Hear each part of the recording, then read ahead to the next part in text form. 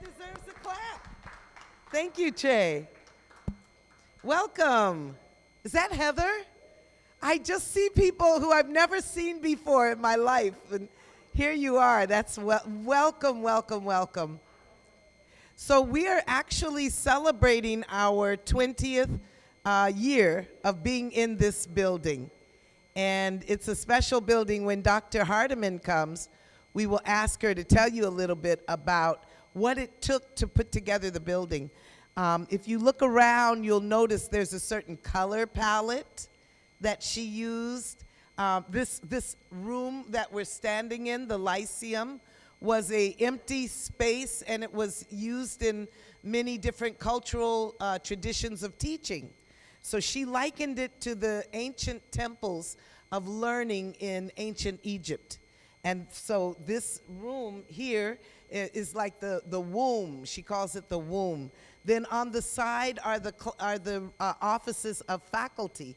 So they're the ones who kind of keep the Lyceum encircled and safe. So that's the nature of this. And so I'm so excited. It took her several years to plan. They planned the building for at least 2 or 3 years before they finally moved in 2001. So it is a special time. We almost let it pass. And I said, oh, this is 2021. It's exactly 20 years that we have been in this building. So it's worth a celebration. We'd like to show you a couple of film clips that actually take us back to some of the beginnings. So Trey, just wave over there. Trey is our tech lead at Evergreen, and he's here most days. So if you ever need any technical help, he can give you some. But for now, he's going to show us some of these older film clips about Evergreen. I think it's only one or 3 minutes, not very long.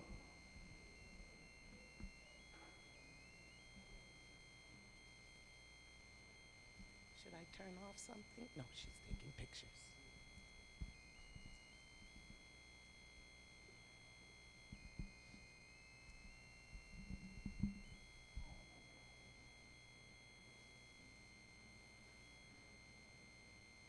Dr. Mims, talk to us. Tell us about your life.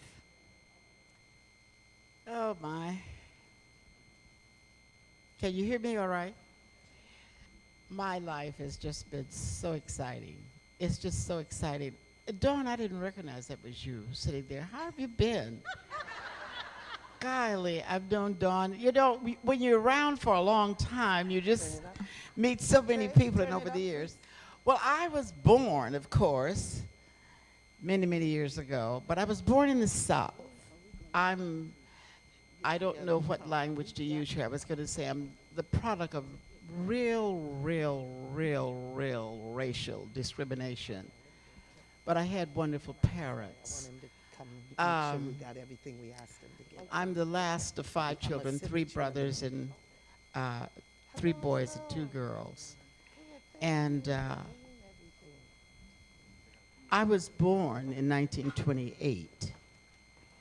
And for those of you that the crash started in 29. So I was the baby of a couple that was excited and not excited to have this baby. And I was really cherished. According to my sister, I was cherished too much. But I learned how to not face bumps. There's a second question about negativity. When my parents were amazing. I was born in Newport News, Virginia, and that's about 20 miles from Hampton University in Hampton, Virginia. So I was on that campus a lot, listening to great speakers as Adam Clayton Powell Sr., Howard Thurman, Marcus Garvey, and many, many, many historical figures from the black community. But the thing that used to happen, all of the professionals, the doctors, the lawyers, the teachers, we lived in an area that we lived in. My mother was a teacher. In fact, my mother was my 4th grade teacher, and I couldn't stand her because she wanted me to be a leader in the classroom, and I would help children. I would bring stories to the children about my personal life, and they would pay me a penny to tell them stories. That's how I made my money. Talk about economic development. They would have me pay me a penny to tell stories about my mother. And I would make up these stories. I would say things like she couldn't cook, or that the collard greens were too watery, or the eggs and the bacon were, burnt. And they would pay me for these stories. I made a lot of money. And there's nothing like having your mother teach you in the 4th grade. And she flunked me. My father and my mother had some real serious discussion about her flunking me. I didn't really repeat the 4th grade because there were things we had to do. But an interesting thing happened to black females in the South. I came from the word colored. I've gone through the word Negro, and then black, and now African American. And having that image has always been very, very strong for me, because the stories that my parents told always gave me the privilege and the freedom to feel very, very good about myself. Thank you. Okay. Yeah.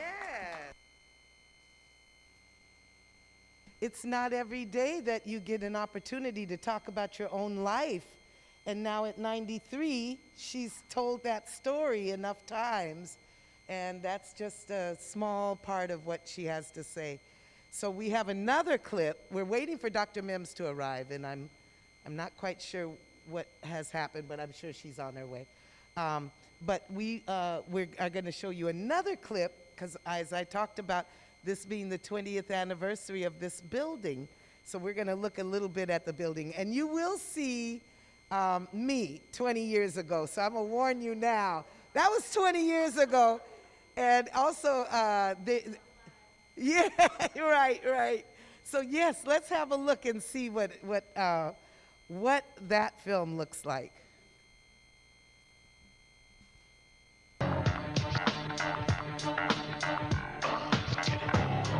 On January 2001, the Evergreen State College Tacoma campus moved into its new hilltop home.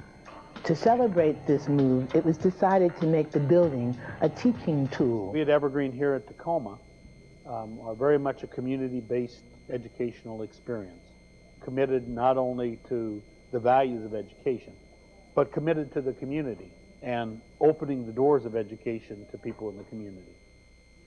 With this in mind, we decided to create a public art project to move art out of the museum and onto the streets that would serve to re-image the hilltop community for the students, for the residents of that community, and the outside world.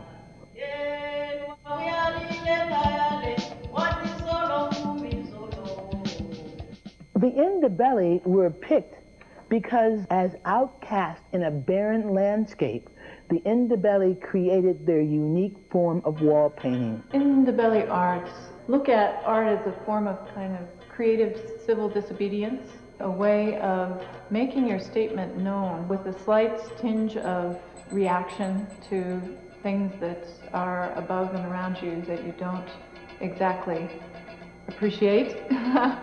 And it reminds me, in this country, things like the quilts of the Underground Railroad were put out to announce subtly the patterns of the railroad that others couldn't see. And with Indabelli painting, there was not a notion of what it really stood for, but as we're looking back, the aura of it being an act of creative reaction to something. The Indabelli offer a great chapter in how to be creatively civil and disobedient at the same time.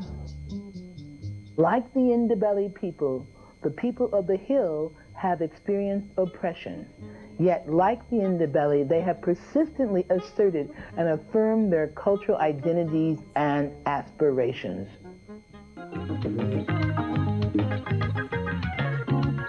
The goal was that the Indabelli people would now come to Tacoma to assist the Hilltop community and the Evergreen State College Tacoma campus in expressing their identity and multi-dimensionality. The artists resided in the Hilltop community for a month, demonstrating their techniques, sharing their cultures, and working collaboratively with students, staff, faculty, youth, and community members to design and execute an incredible piece of public art. Beautiful. Thank you, Trey. So that is the beginning of Evergreen State College as we know it in this building, celebrating 20 years when the Indabelli people came from South Africa and painted on the walls the beautiful icons you see outside of our building. So clocking 20 years, it's time for a paint job now. But I'd like to present to you now Dr. Maxine Mims and Dr. Joy Hardiman, our founders. Thank you.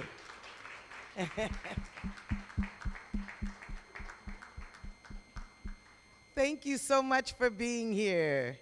All right, we've just watched 2 films about Evergreen, a little bit about Evergreen, and one about your life story, Dr. Mims. So we're so excited about that. And we have a little bit of talent.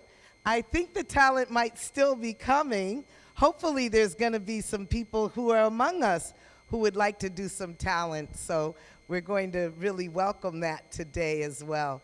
But before we get into that, we're going to invite everyone to have a refreshment. These refreshments come to us by Melon Seed. Oh, you've heard of Melon Seed. Oh, wow. Good. And then, so yes, we are prepared to receive, and there are lots of warm things you can have, cocos and teas. So you see the big pot there. Please help yourself, and we'll just ask people to start at the far end, and then we'll work our way to the closer, and just make sure we don't bunch up at the table for social distancing purposes. So, yes, welcome, welcome, welcome. It'll be like second, don't worry, it won't be long. I should have said the first come, first serve.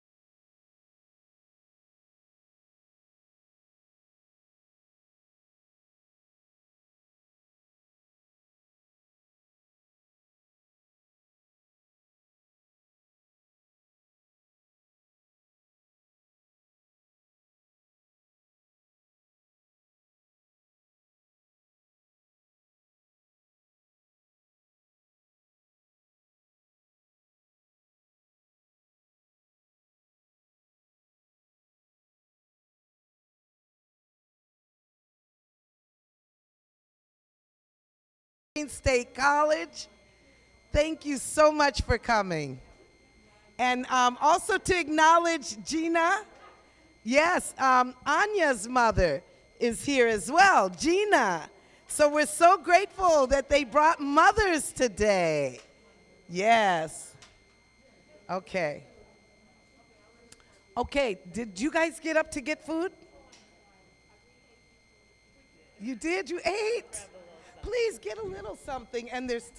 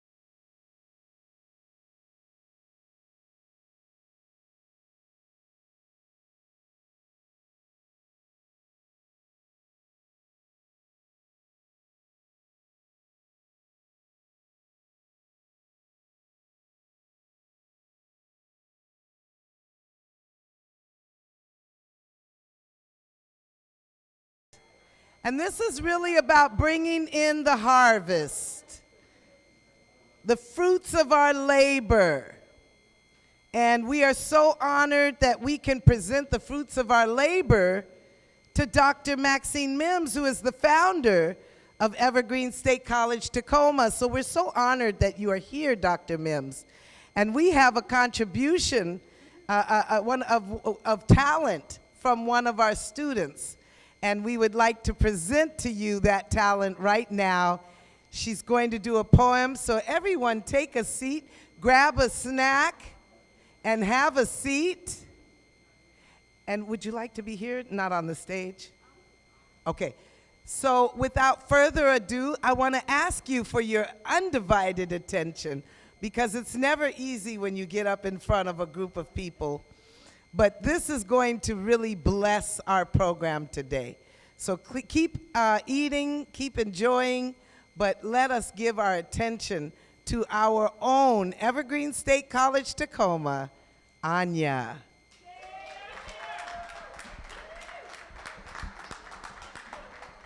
Thank you.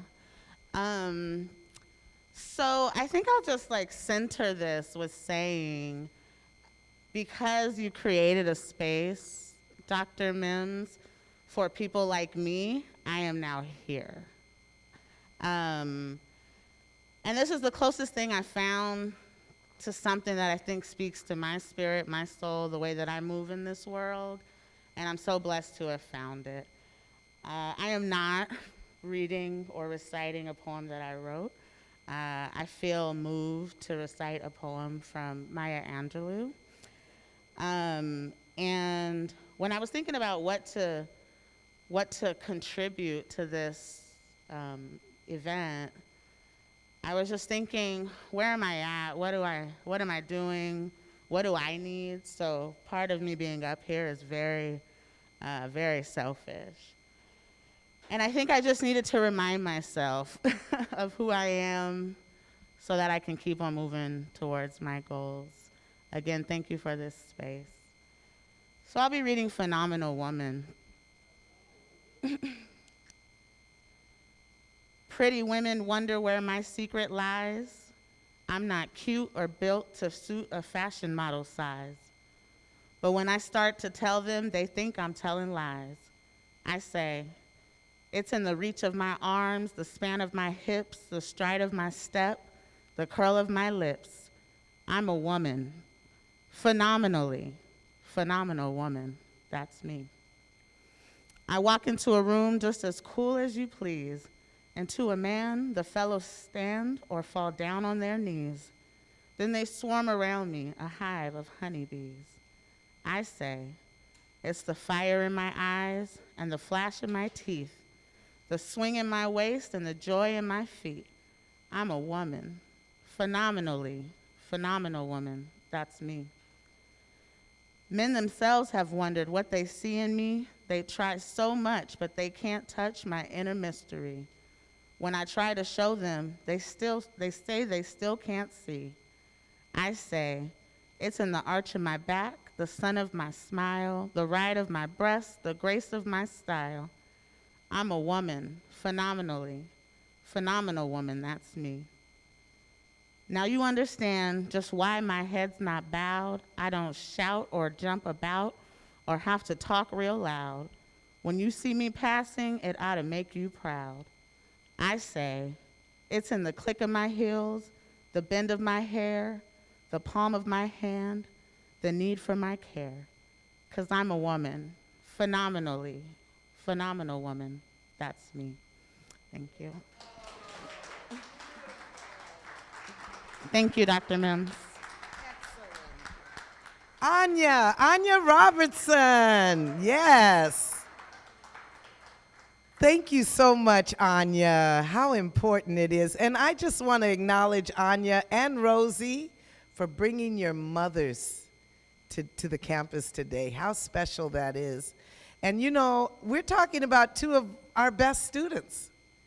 No offense to the other students here. But really, I think about the dedication the kind of personable qualities that each of these two people bring to our campus. And it was really no mistake that they would both come with their mothers today. So thank you for bringing your mother. And Mother, you are so welcome to be here. Yes. We're going to go around just for a moment and get an idea of who's in the room. We'd like you to just introduce yourself. Say your name, what you do briefly, and then just pass the mic. If there's an announcement you'd like to make, you can do that too, as long as it doesn't go over 1 minute. And we're going to start with 1 minute, Meryl. No.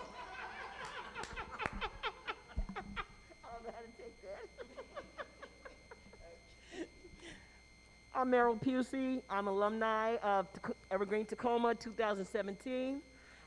I'm currently the Multicultural Initiatives Coordinator at Evergreen Olympia. And the 2nd is my last day, and I moved to Tacoma Community College, and I'll be an academic advisor there.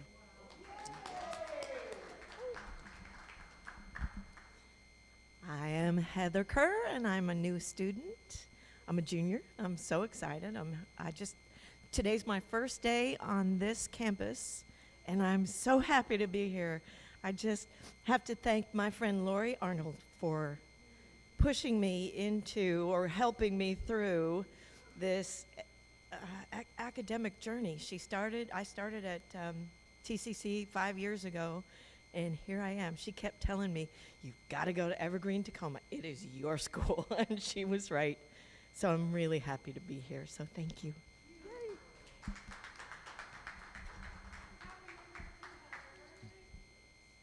Hi everyone, my name is Wes McIntosh. I'm an academic specialist for TRIO Student Success. So I support students on the Olympia campus, Tacoma campus, with just college success skills and being successful in college. And I've been at Evergreen since June of 2018.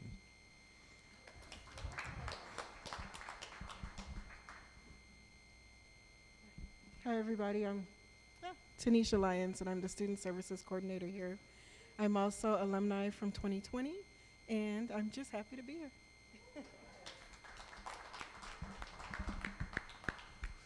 Good evening, my name is Bishop Lawrence White. I'm a senior pastor, Church of the Living God here in the Hilltop area of Tacoma for the last 26 years. Mother, I just had to come and reiterate that we love you. Thank you for helping me with our start, and thank you for letting me be a part of your legacy. God bless you and God keep you.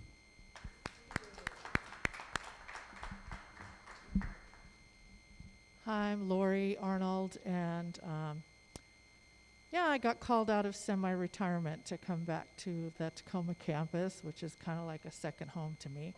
Hey, Mona. That was about 10 years of my education career was spent here at the Tacoma campus. So it's really great to be back, like on a regular daily basis. And it's really great to see people in the building because right now, generally, there aren't as many people in the building, and it's kind of lonesome. So we're really glad that you're here. And my job is recruitment and outreach. So if you know anybody, you said I had to just knock over a minute. If you know anybody that doesn't have that BA yet, and they've been wanting to, and they have some credits or they don't have any credits, because now some of you might not know, it's a 4-year school now. You can come here as a freshman. Yes. So you don't even have to have those 90 credits to start here. You can have 0 credits. So I would be the person that you would probably talk to first to help you figure out how to get admitted and how to get financial aid and all that stuff. So yeah, that's me. Hi everyone, my name is Stephanie Flagg. I'm a retired physician, but most of my friends are educators, so I'm wondering if I need to go back to school. I'm not sure. I'm not sure. But okay. But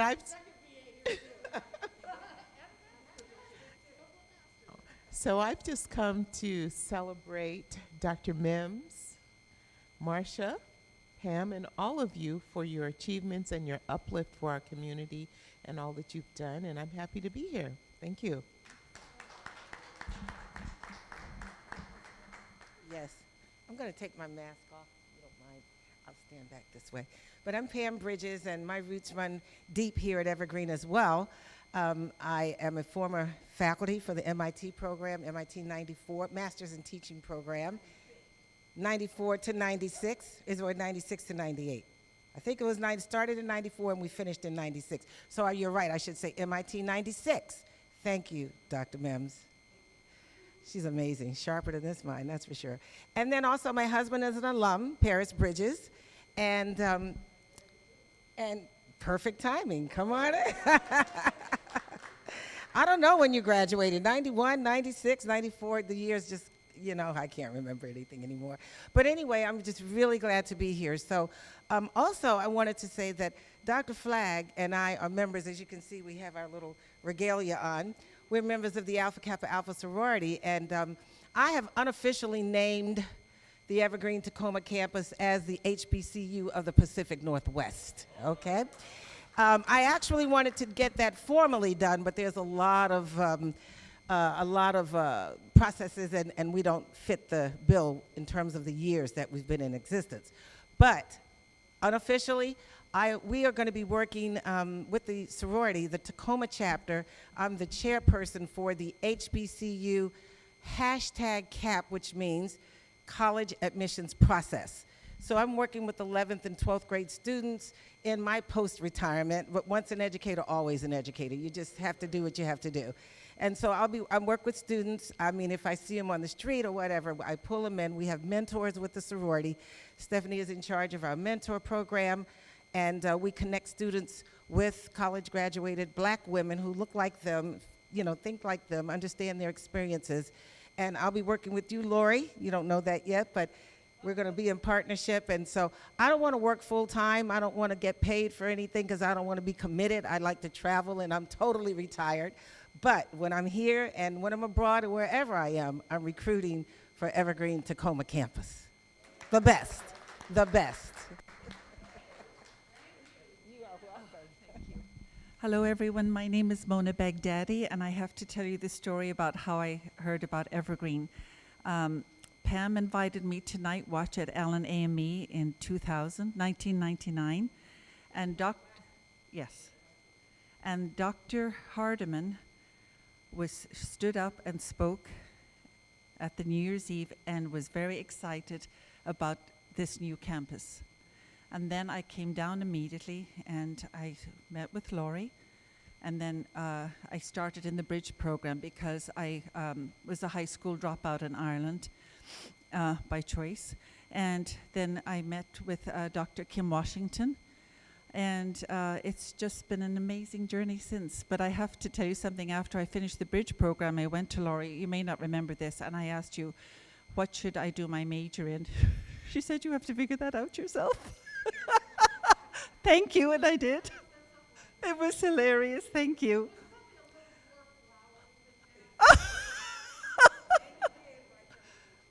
So I got my degree in law and public policy, so thank you all for supporting me. Thank you.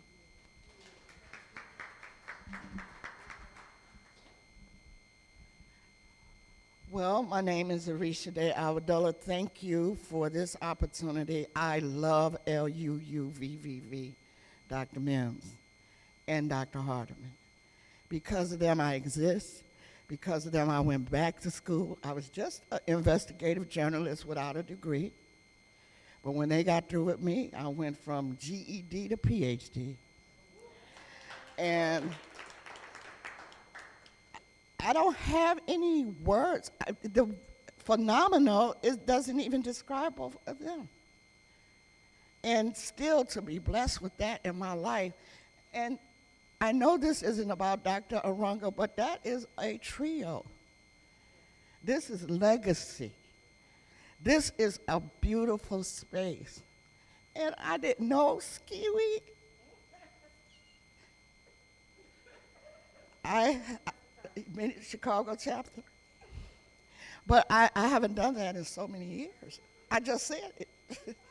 Yeah, but I didn't know that till you both said it. I was like, oh. But anyway, so I am the founder of the Institute of African-Centered Thought in Seattle, and we're doing a big jamboree on November 14th for Dr. Mims. We're honoring her, Dr. Hardiman, and Dr. Arunga.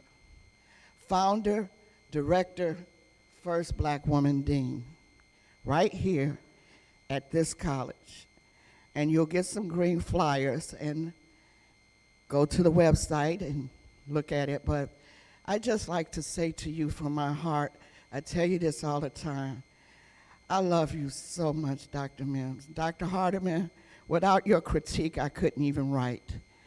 Every period, comma, space, dash. But that's what makes me a good writer. So thank you so much, and thank you for having me here. Hello. My name is Angela Davis, and I am the community liaison for the Institute of African-Centered Thought, and I also have a restorative circle organization called CCS Unlimited. But I want to say to Marcia, Dr. Hardiman, and Dr. Mims that this is a unique time for me to truly say things that I have internalized as I watch the three of you navigate throughout the community, setting and laying down a level of expertise and standards for people to follow and to live their lives by.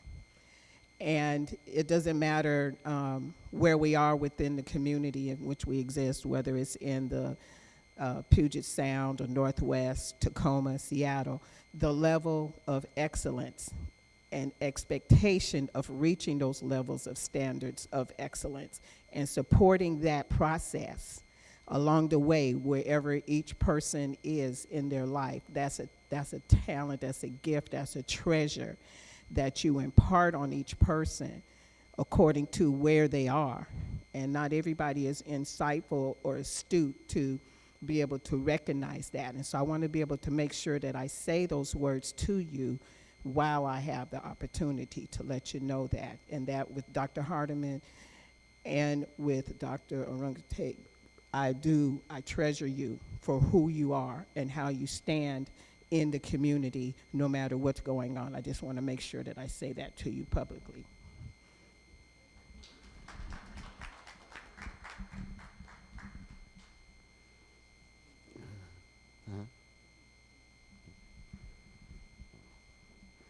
Well, I want to extend my immense love for Dr. Hardiman and Dr. Mims. And I also want to take the opportunity to apologize at this point in history for the brothers who should be here and should be able to give honor for what you sisters have been through. So again, thank you.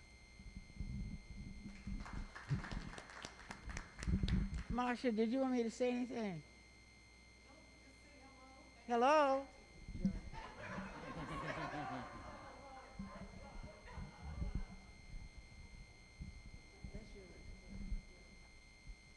Are we introducing ourselves?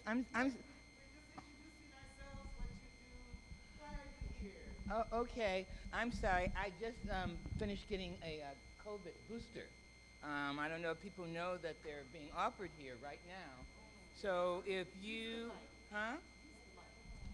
that right down the hall until 6 o'clock, they're giving all three of the shots, and the shots as well as the boosters.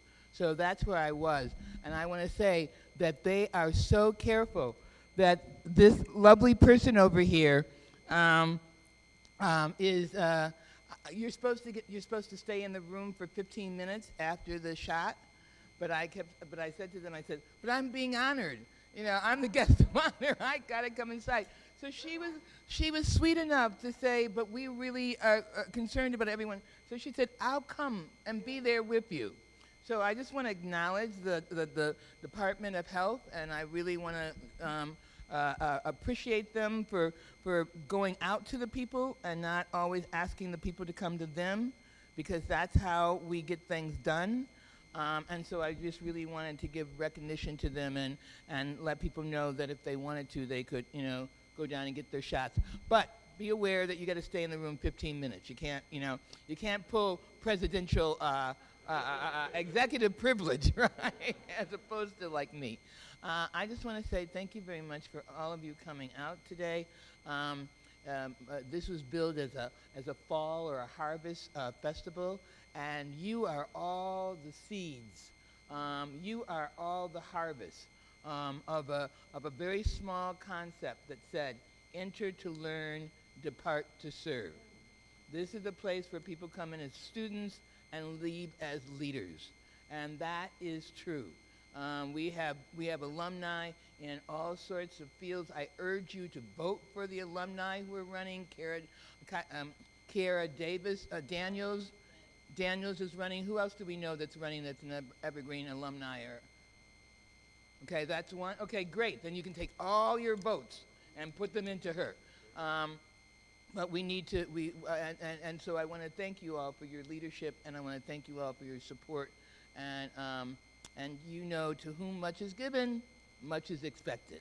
So we need you out there talking about us, finding your friends, bringing them in, coming back to volunteer, doing whatever you can in order to fulfill Virginia Taylor's vision that this would be a place that would be a beacon on the hill, that would do for Tacoma what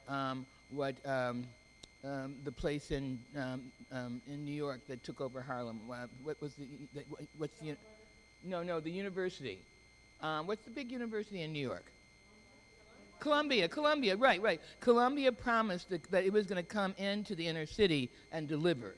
And what it did was come in and displace. And so what she said was, we need to break that cycle of higher education, who come in and use the community for its own good and then throw them aside and go on to something else. We're here to stay. We do good work, and we produce lovely people like you all. Thank you.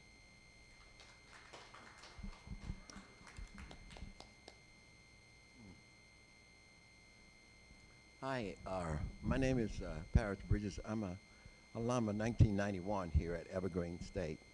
First, I'll just say I want to thank Dr. Mims, my doctor here,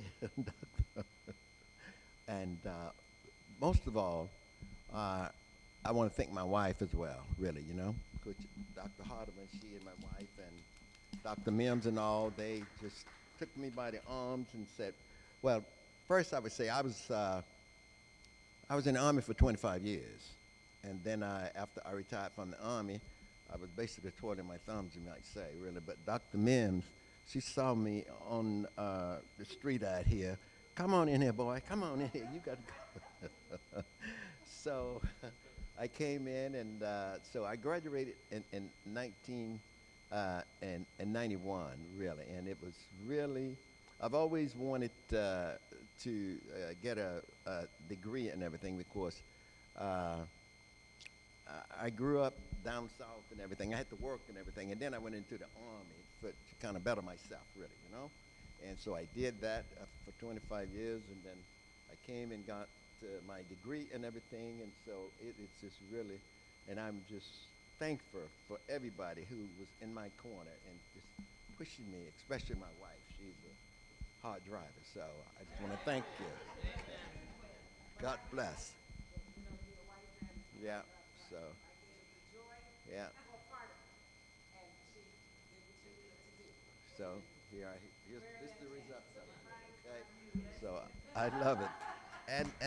And Doctor and I, we were in undergraduate together also, really. Yeah? Actually, Master's degree, program together. Yes. That's right. Yeah, it was in the master's program. Yes, Yeah. at Pacific Oaks College. Pacific Oaks, absolutely. A true scholar, true scholar. Thank you, everyone. Come, please come. Come, come, come. We got to announce that, we're so lucky. This is our first visit from the Department of Health, and they are in our building to give vaccinations. And we do have a handful of students who still need vaccinations. If you need a vaccination, please don't leave here today without getting your vaccination. And I just want to thank you for being here. Would you like to say anything about what you're doing? Sure. My name is Carol. I'm one of the nurses here. I'm sorry to say I don't have a PhD. I have a master's degree from the University of Pennsylvania and a bachelor's degree from Texas Christian, but it's nice to hear these stories. It's great to hear them. We are giving, the booster that we're giving today is Pfizer. We can give a third Moderna if somebody's immune compromised. So for instance, if they're getting chemotherapy or if they're on steroids or if they have HIV. Right now, we can't give another Moderna unless you have specific risk factors. Hopefully that will be coming in a week or two, but right now we can't. But we have Pfizer, Johnson & Johnson, and Moderna for people that need their second doses, or Johnson & Johnson their first. So thank you for having us here. Yes, and you will be here till 6 o'clock. All right, thank you so much. Department of Health. Yes. And I want to acknowledge Rosie Delcid, just as our student, and she has been taking photographs of you for the occasion so that we can make sure we have a record of the event. So thank you, Rosie, for taking time to take photographs. And also to acknowledge our former faculty, Paul Jackson. Hello, Paul. Would you like to say hello and then pass to Jasmine? Sure. Hello, everybody. So officially, my name is Dr. Paul Jackson. I got my PhD in 1998 from Texas A&M in computer engineering. Not from Texas originally. I was born in Philadelphia. It's a long story. But I wound up in Seattle from 98 when I graduated, worked with Boeing, did virtual reality, augmented reality, then got retired and switched into digital video. So I was taking video in Seattle. I've got 600 videos on YouTube, not YouTube, on Vimeo, and I like to ramble. I'm sorry. So I was faculty here for a little bit. I helped students to do podcasting. And so I also helped with the green room, helping, what's the gentleman's name again? Trey, helped Trey a lot. And then I bumped into her, my wife here, Jasmine, who's an excellent artist. And most recently did the unveiling of a sculpture for the Eastside Community Center of Billy Ray Shirley, who was unfortunately killed in a violent incident. He wasn't a gang member or anything like that, but he got shot in gun violence. So she unveiled a 3-year process to do the sculpture last Saturday at the Eastside Community Center. And so, yeah. But I like to ramble, but I'll stop. So, introducing my wife, Jasmine. Hello, everyone. Thank you for hosting this event. Thank you, Dr. Mims and Dr. Hardeman, for all your hard work here at Evergreen. Thank you. Thank you. I think we got everyone. And this has just been, this is amazing, the caliber of people who are here with us today. Thank you, AKA, for the work you do. I know you're in schools working with young people to get into college. You know, I believe we're actually working on being classified as a minority serving institution. Because actually we are serving quite a few people of color, so we are working to see what that looks like and how do we attract more funds and more support for our schools. So thank you, AKA, for what you're doing. Don't forget that Dr. Arisha Day has already announced they are having a conference here November 13th and 14th. The Institute for African-Centered Thought. And Dr. Arisha Day has written a book called Root Psychology. If you have any interest in psychology, you will want to attend this conference. And she has made it available to our students as well. So if you know of any students who are interested in psychology, they need to attend this event. So it will be here at Evergreen, Tacoma on November 13th. So we're excited about that. And I just want to make sure that we acknowledge that we did show some films earlier, and one of them was about the beginning of Evergreen, this building. We are in our 20th year. This is the 20th year of Evergreen State College in this building. Congratulations. And Trey, why don't we show that film that shows the beginning of Evergreen so that Dr. Mims and Hardiman can see it? And then we will take a moment. If we have any more talent, we welcome it. And after that, we will hear from Dr. Mims and Dr. Hardiman reflecting today on your harvest. And thank you, Stephanie, my friend, but also physician, a scientist among us, and has already given her service. She's way too young to retire. I know you think you're at, we don't know about age, but you can look at her. She just doesn't look like she should be retired. But she has had a wonderful career as a doctor, servicing the people in this community for several years. I want to thank you for that. And I want to invite you to come to Evergreen, Tacoma.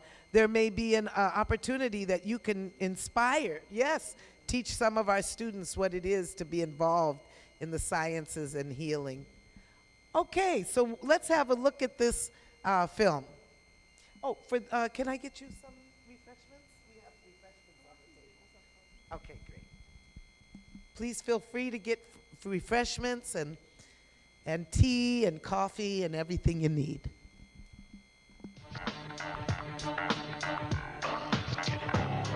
On January 2001, the Evergreen State College Tacoma campus moved into its new hilltop home.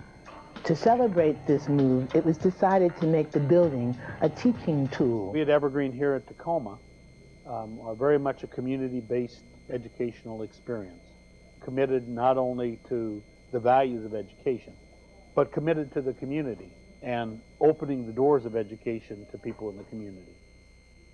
With this in mind, we decided to create a public art project to move art out of the museum and onto the streets that would serve to re-image the hilltop community for the students, for the residents of that community, and the outside world.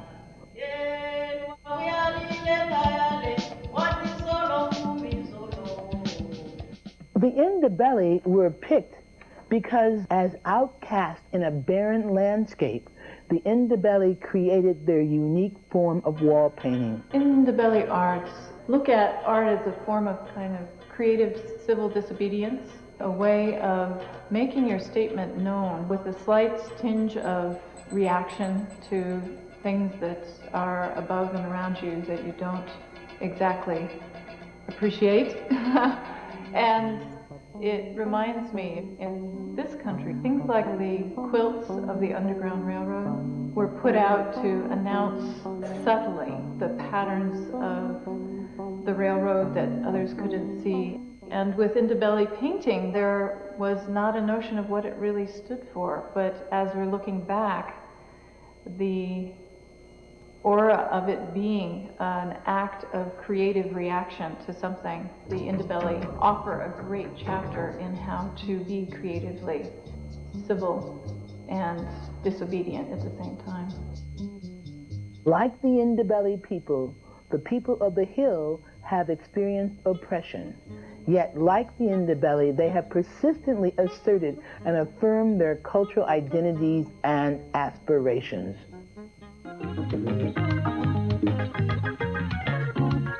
The goal was that the Indabelli people would now come to Tacoma to assist the hilltop community and the Evergreen State College Tacoma campus in expressing their identity and multi-dimensionality. The artists resided in the hilltop community for a month, demonstrating their techniques, sharing their cultures, and working collaboratively with students, staff, faculty, youth, and community members to design and execute an incredible piece of public art.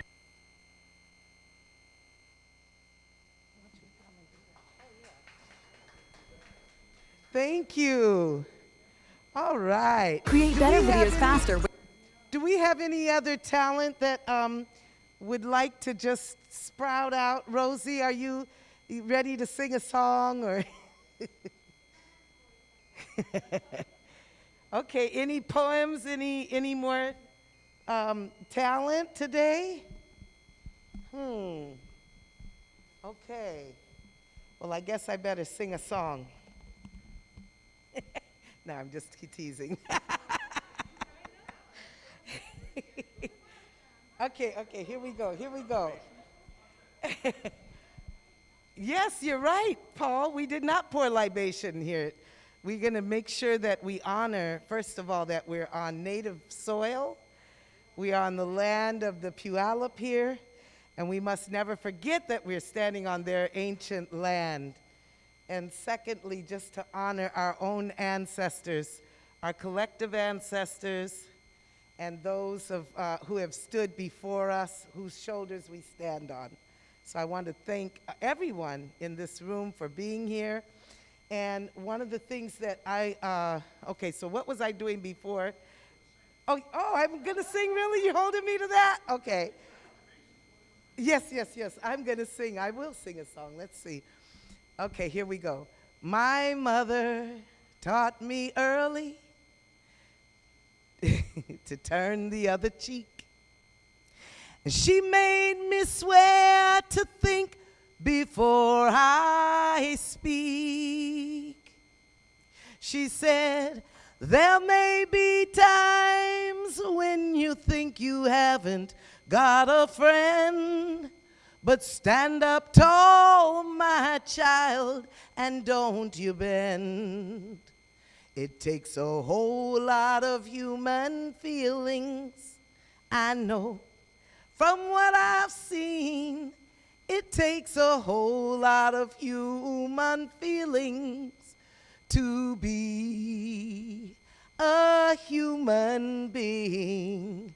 Now they say that overpopulation is an ever-pressing thorn, but we kill each other fast as we are born.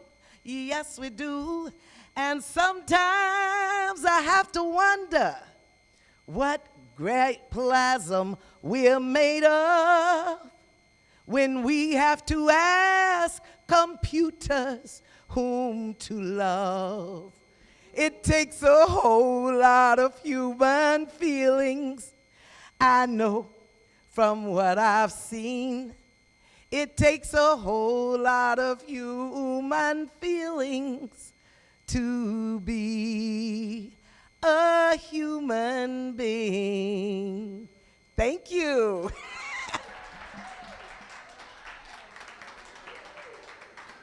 All right. Anyone else?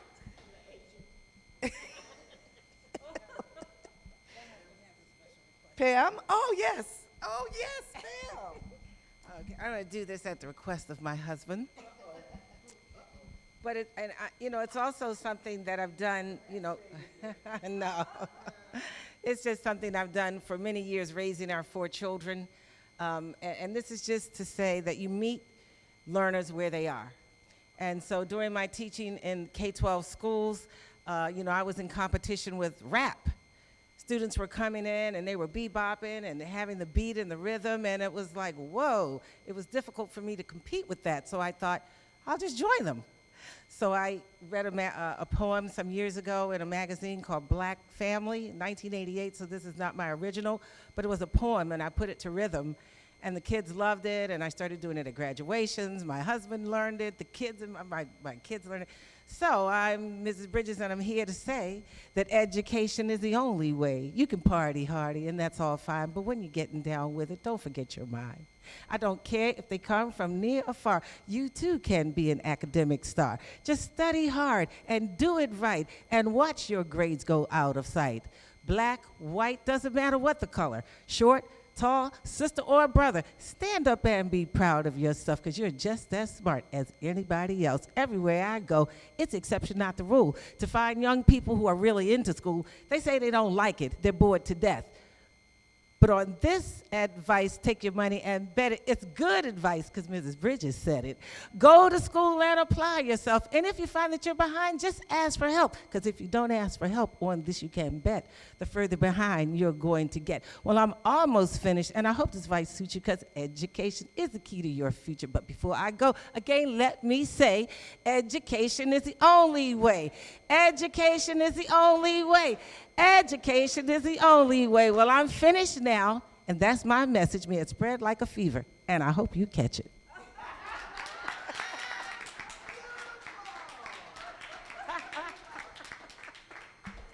Wow. Do you see the talent among us? Do you see the talent among us?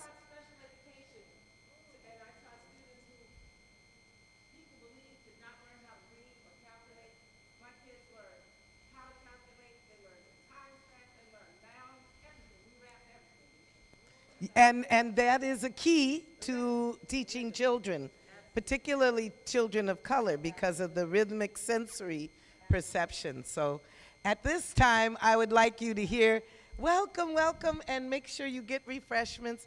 I'd like you to hear the voice and the wisdom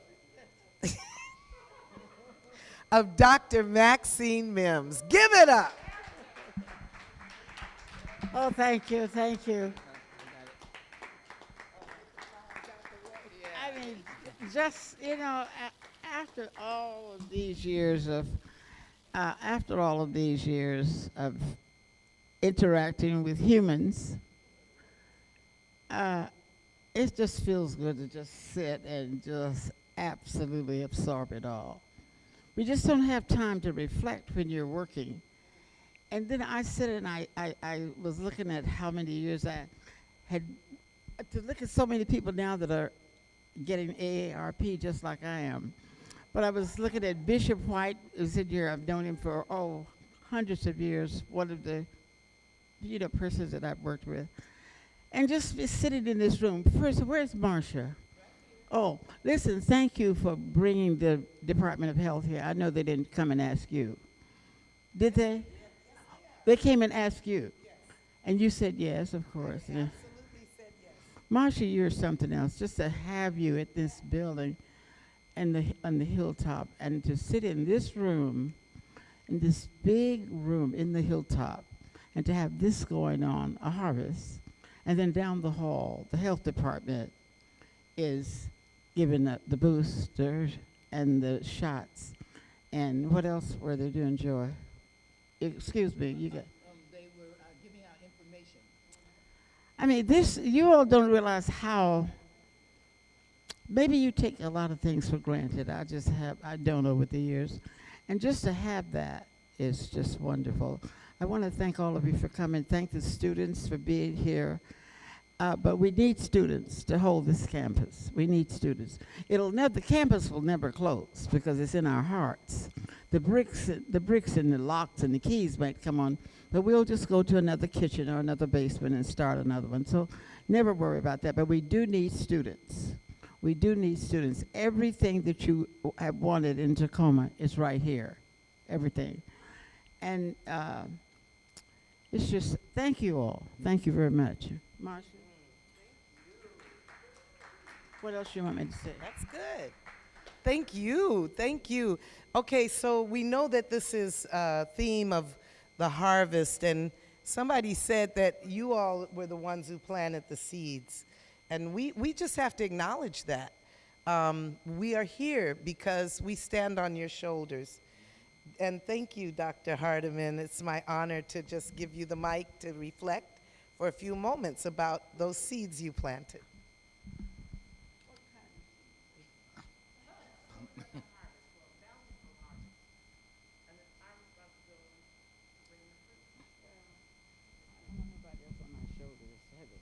I was about to say that. One of the things that's so nice about being a Tacoma campus person is that we've got skills in re-imaging, and we can realize, we're able to like look at an image and say, is that an image that supports me, my community, my family?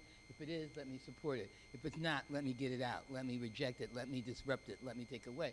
And when Dr. Tatarunga said standing on your shoulders, it flashed for me a second, because for a year I've been having shoulder problems, and at some point I flashed in my head and said, I wonder it's because I got so many people standing on my shoulders.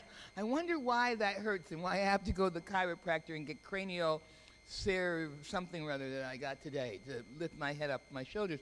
And so I think about this notion about the difference of standing on one's shoulder and the motto, lifting as we climb.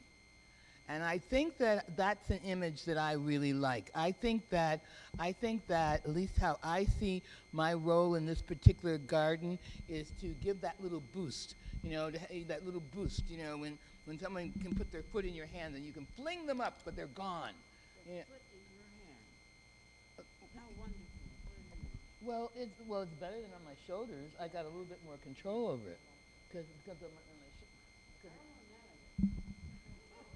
Too old. Well, I want to fly. See, I'm not going to be another seed. I want to fly, and I will continue to fly. And I want to bring in helicopters that to just land me for a few minutes in the great garden. So the weight I want off.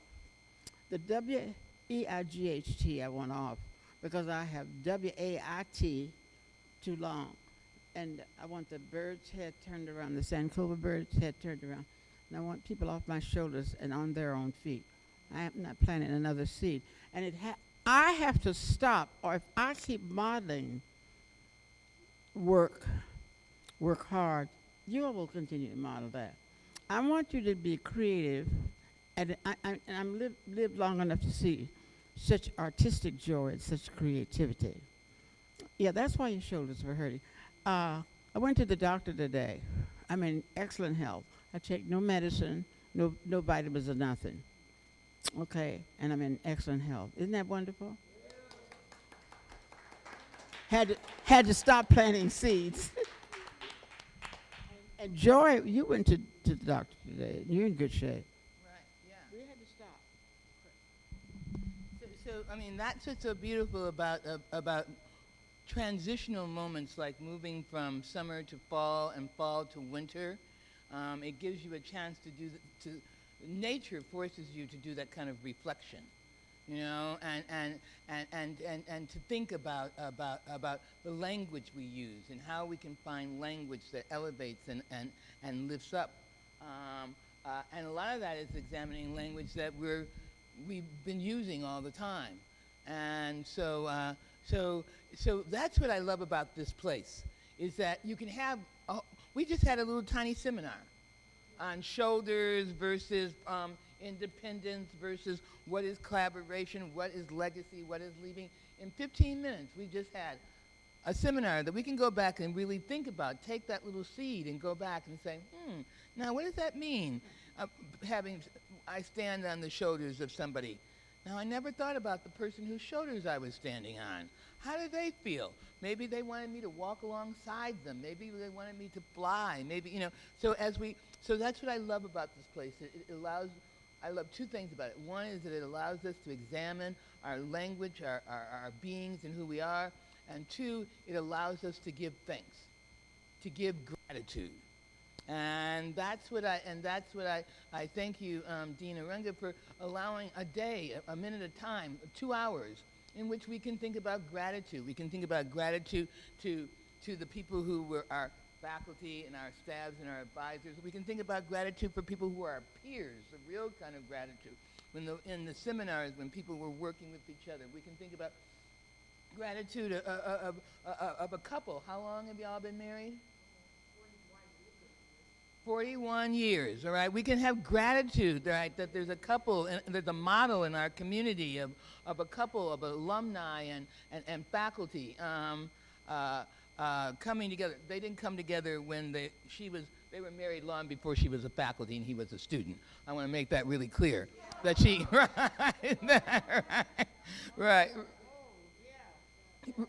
Right. They were married, but just those images, and so I would like, just for this moment, we did a libation, but what I would just like for everybody to give thanks, you know, is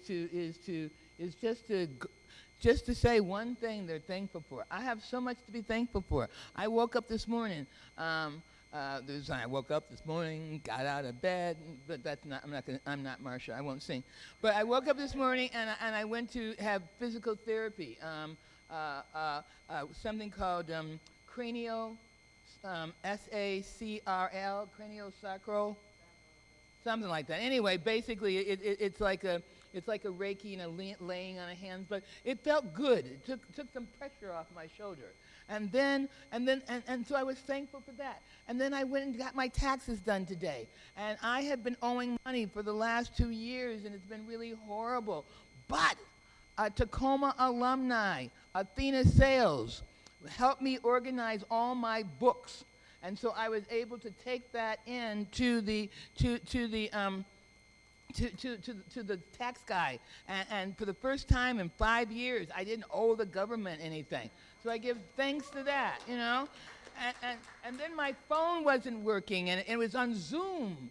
And I kept thinking, what was the ancestors trying to tell me? That everything I was looking at was on Zoom and hyper magnified. And I was just trying to get it down to the ground, and so I could read my phone or answer it, because it kept ringing and I couldn't answer because it was on Zoom, you know. So I went down to Best Buy, and the guy went bap, bap, bap, bap. And then it was off Zoom. Right, I spent 2 days on Zoom, but that was a blessing. And then I come here, and I had been thinking about getting a booster for my COVID shot, and because Dr. Mims had just gotten one, and I said, oh, I gotta find out where to get one. I walk in here, you know, so the Tacoma campus is the campus that keeps on giving.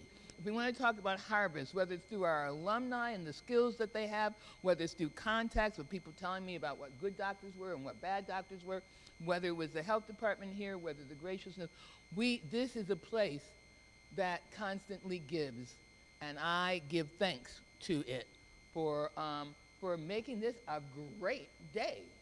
All right, you know, so that's what I want to say. Go around, or we can do it all at the same time, or how you want to do it. Or we can use it as a closing exercise. We actually have time to go around if we can keep it down to 20 seconds. Just something we're thankful for. What you're thankful for? Would you like to start? Yeah, well, as you know, I am Paris Bridges, really. So, but I'm thankful to be almost 80 years old. Number one, I'm thankful for that, really. You know. But and I'm really thankful that I've had MS diagnosed for the last 25 years, almost 30 years, and I'm still upright and moving. So I just thank God for that, really, you know. And I also, like I said, I want to thank my wife also for helping support me and everything, and also putting the foot in. Of course, you need to go sometime too. Thank you. Okay. Beautiful. That deserves a clap.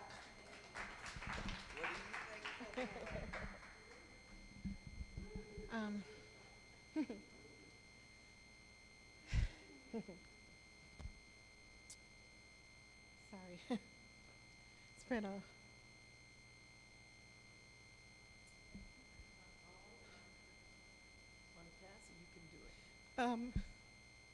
I lost my nephew last week to a brutal murder.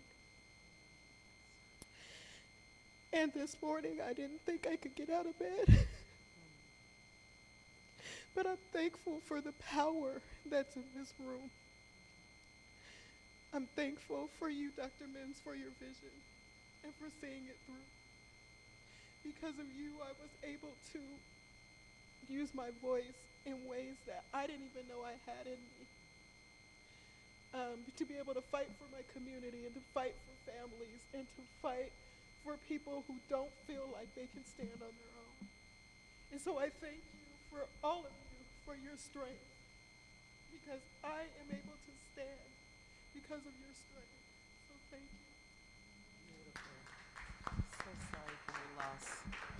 So sorry for your loss, Tanisha. Thank you for being with us. She still shows up. I didn't even know that was happening in your life. Thank you. Wes, I'm just thankful for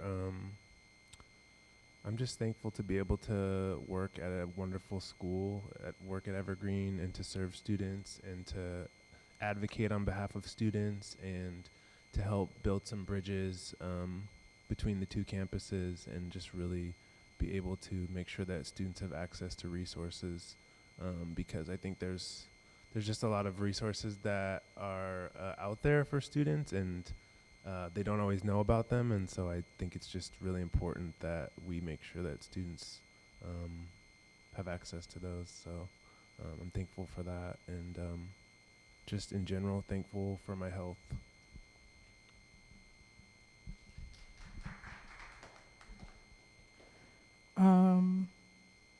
I'm thankful for my education, and I'm also thankful for people like Trey who are willing to help me and mentor me and help me build skills in areas that I don't have, and I really appreciate that.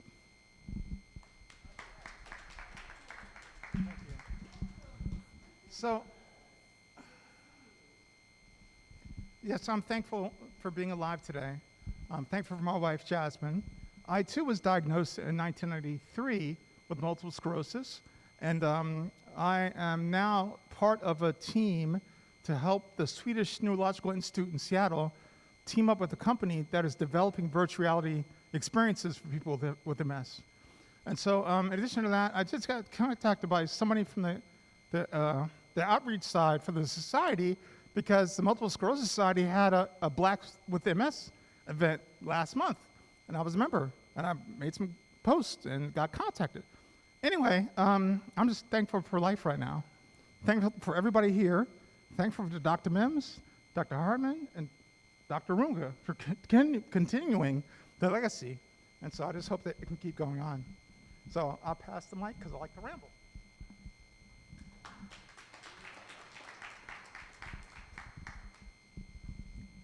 I'm grateful, in spite of my chronic health problems too. I also have MS. Paul and I are married. We both have MS.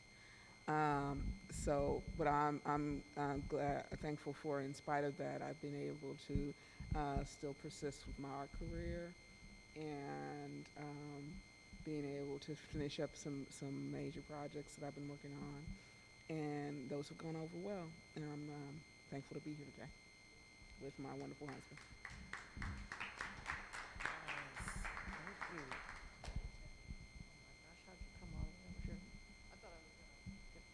More time. Oh well. Yeah, there are so many things I'm thankful for. I was trying to pick one thing, but I guess it'll boil down to the relationships, like what's been demonstrated in this room this evening. Like, I'm really thankful that I have so many of the people in this room in my life, and I'm an only child, so I always longed for sisters and brothers. And I just feel like I've been lucky and blessed to have come into contact with people that I consider my sisters and brothers, just like as if they were my family. So I think that's what I'm most thankful for. Thank you, Lori. I often reflect on my life. I was raised in Baltimore City, the inner city, the urban Baltimore, and some of my friends made it and some of them didn't. Many of them didn't. But many of them did, and I was one of them. And so I'm just thankful for the kind of mother, the parent who had a pretty hyper kind of wild child. I was just really kind of out there, with all my peers. But my mother saw something perhaps that I didn't see in myself, and there was an HBCU in my neighborhood, Coppin State College. And I dropped out of a 2-year college, junior college, after, doing the Vietnam War, Black Power. Had a nursing professor who was just staunch, white, liberal, conservative, racist woman, basically.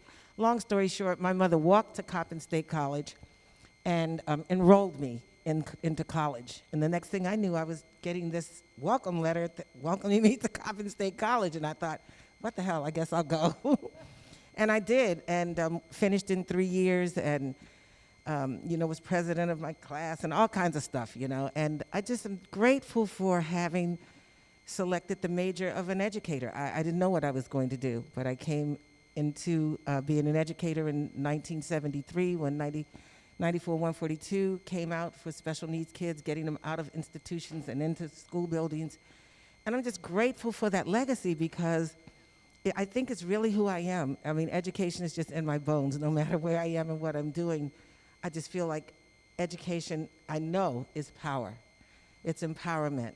And once an educator, always an educator. So I'm just grateful that my mother and those around me saw fit to bring me into the fold, and then to be surrounded with phenomenal educators like Dr. Mims and Dr. Joy and Marcia. And, some students call me, I often see Evergreen students, and they say, oh, hey, Dr. Bridges, and I keep saying, I'm not Dr. Bridges, I'm just Pam Bridges, but they put that on me. So I think it was Marcia or maybe Dr. Mims that said, you're the community doctor. And I literally made a conscious choice because I knew that when I do something, I go all the way. And I knew that it would have impacted my family with 4 kids and a husband. I could not have done what I needed to do for them and be into this program of doctorate. It just wasn't what I was supposed to do at that time. So that being said, I am who I am, Pam Bridges, not Dr. Bridges, but I am embracing all of this doctorism around me, and I feel like Dr. Bridges. So it's all good, and I'm grateful for that. Thank you, thank you, thank you.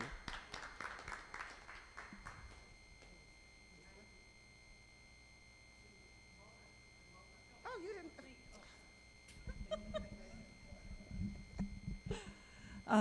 I am so incredibly grateful for this school. Every time I come back, the energy is incredible. And the memories of sitting in Lyceum, Dr. Mims, Dr. Hardiman, Dr. Runga, and the stories that we would hear every Tuesday night were just incredible. And I love helping people, and I can do that now as a social worker for the state because of my degree, so I'm very grateful.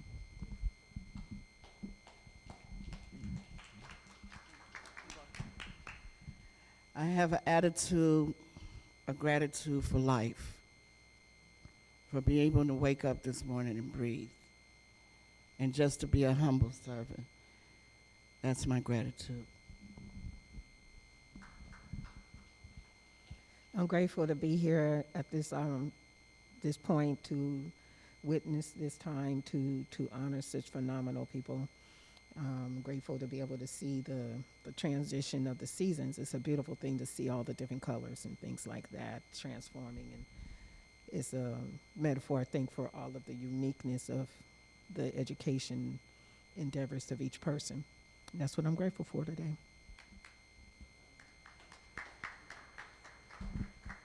Thank you. I'm grateful for today. As some of you know, my mother was here earlier. We actually had a special moment, and it was thanks to Dr. Arunga. You came over to say hello, and we were chatting. As you left, my mother turns, and she looks at me, and she says, with like tears in her eyes, she's like, I want to tell you how proud I am of you. Listening to Dr. Arunga and you talk made me reminded me of when you were little, and you would tell me, Mom, I want to help people. Mom, I want to make a difference. My mom's an immigrant, and we came back to the U.S. when I was 5. At the time, we couldn't get help anywhere, and it was very hard. We were homeless for a little bit, and we were able to come back from that and work together. When I saw that, I remember being little, and I just thought it was so unfair. My mother turns again to me, and she says, you're doing exactly that. I work in the nonprofit sector. I worked with the immigrants community in King County. And in that moment, when my mother told me that and reminded me that I'm living a dream from when I was little and helping people and trying to make a difference, So I'm thankful for that moment and for today and for Evergreen State College for giving me the tools to be able to do my part to make a difference.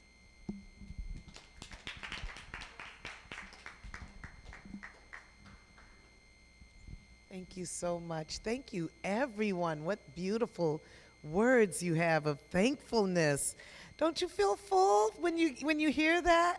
We're going to hear from our own Executive Vice President of Evergreen State College now. He's been busy in a Zoom call, but he pulled out to just be able to be here and greet us.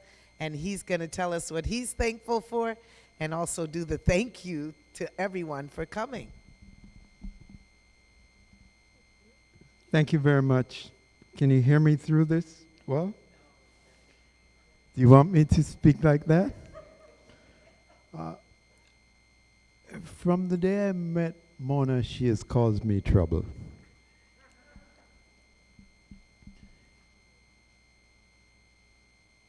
Yesterday,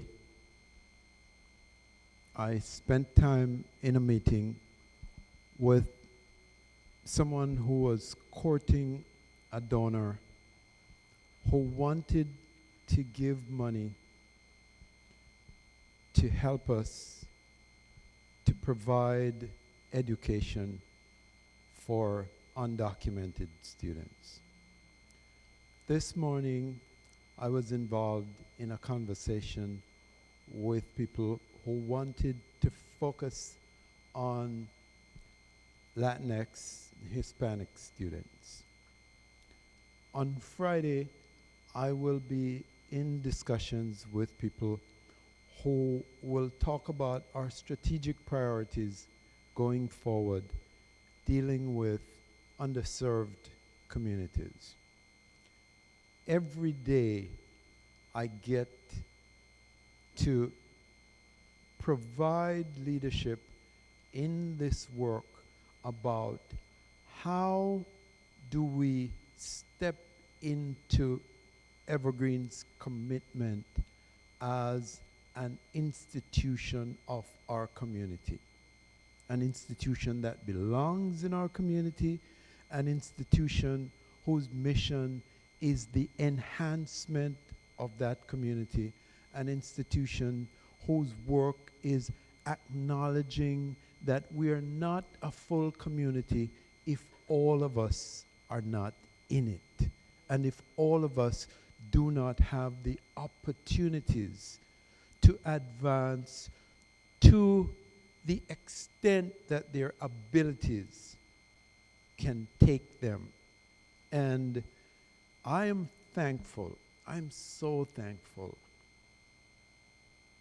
Dr. Mims, Dr. Hardiman, people who came before me and made sure that in an earlier day there was attention given to the need for expansive education.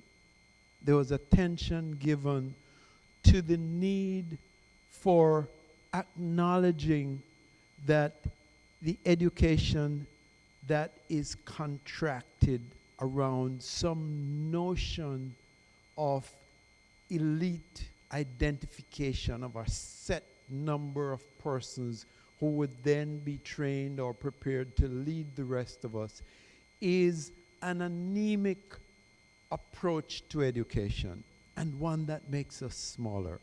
So I am so thankful. I thank you for making this space possible. And I'm thankful for the people who have stepped into the space to make it real that the education is not just in our imagination, but it's the real life experience that transforms all of our lives. Where's the sister? I follow the sister who spoke about the life of an immigrant. I am one of those multiple migrants dragged over here in shackles and chains, and here as part of the statement of the injustices across the world that creates opportunities for some and leaves some behind. So I am grateful to be among people who believe that that conversation must be continued. That work must be continued. Dean Tate Arunga, you step into a work that is a necessary part of making this democracy work. It is a necessary part of making our lives work, because without access to education, for those who have previously been squeezed out to the extent that they cannot now afford the cost of education, so they continue to be left out. And if we don't push the borders of possibility and broaden the gates of access, those same people will continue to be left out. You've heard me many times. A young black boy from a small fishing village who gets to be part of the conversation that says other young black boys, other young black girls can rise to the top of the society if they're given the opportunity. I'm thankful for each of you. I'm thankful for this space. I'm thankful for the work that we will do as we join Dean Tate Arunga and build on the legacy of Maxine Mims and Joy Hardiman.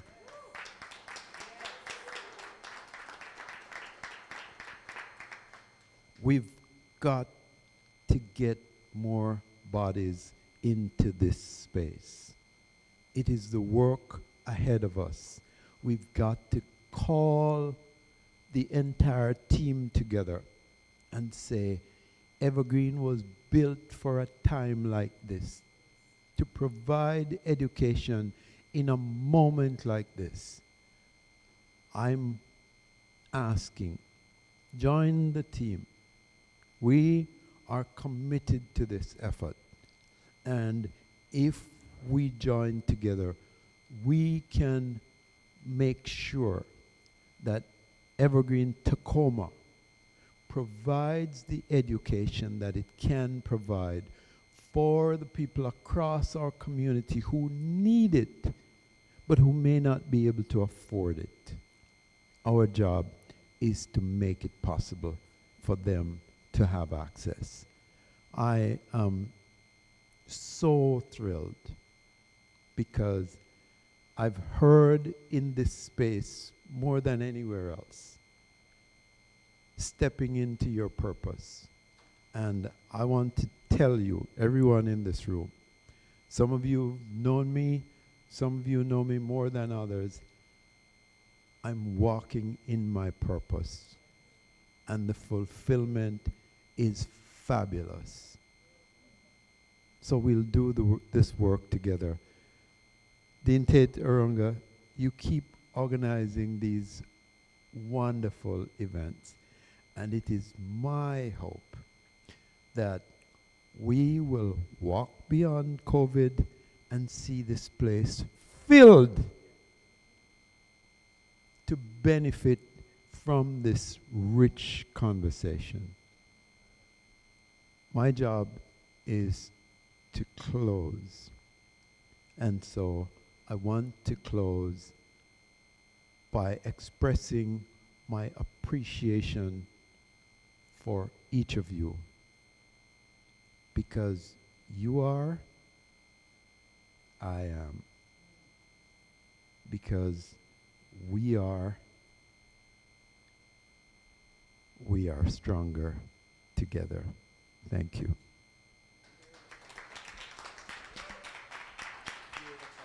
Well done.